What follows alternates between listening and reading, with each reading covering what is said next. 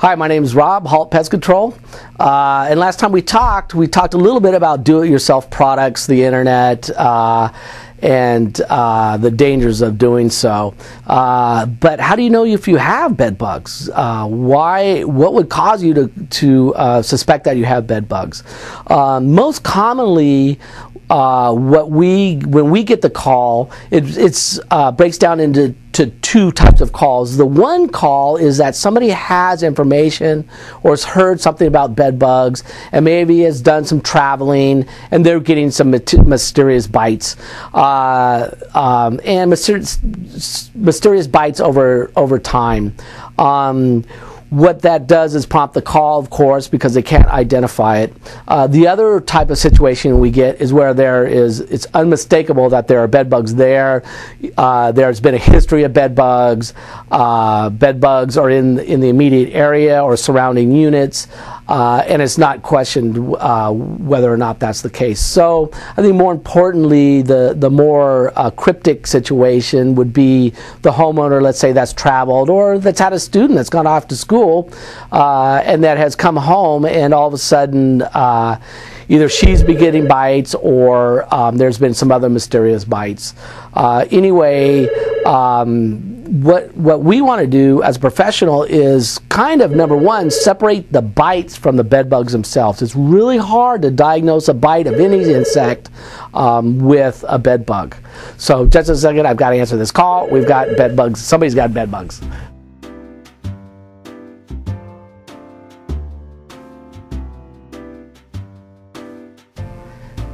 Of course, that was a call about bed bugs.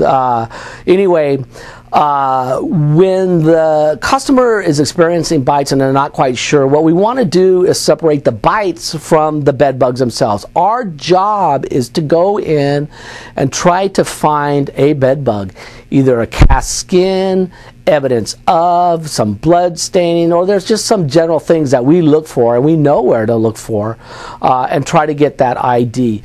What we want to do immediately is rule out the possibility that it's bed bugs, because in some instances, in a lot of cases, it's not bed bugs and people are maybe reacting to the news or something in that way, but I really understand their concern. So that's what we do. We go in, we'll go into the house, we'll perform an inspection and find or not find a bed bug.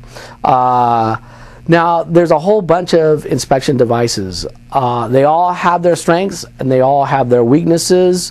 The ultimate device is the person living there. And so much so that if we suspect they have bed bugs, and there's a good reason to suspect that they have bed bugs, and we don't find an insect or evidence of, we will go ahead and treat anyway, because they're so persistent and it's such a traumatic experience. We really want to make sure that they're not there.